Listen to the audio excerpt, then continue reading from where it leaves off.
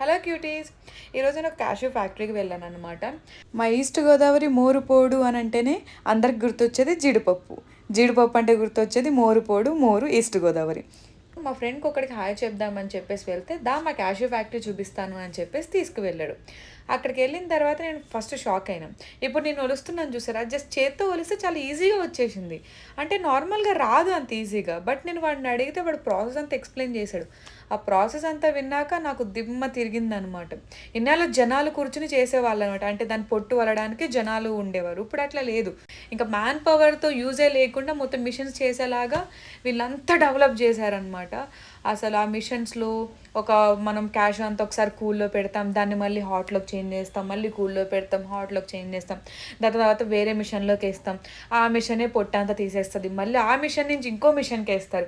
ఆ మిషన్లో మంచివన్నీ ఒక సైడు, చెడువన్నీ ఒక సైడు తీస్తారు. ఇంకా అలా తీసి ప్యాకింగ్ ఇచ్చేస్తారు. నేను అక్కడ ఉన్నంతసేపు ఎక్కడ ఆగినా 1-2 తినడం తప్ప ఇంకేం చేయలేదు.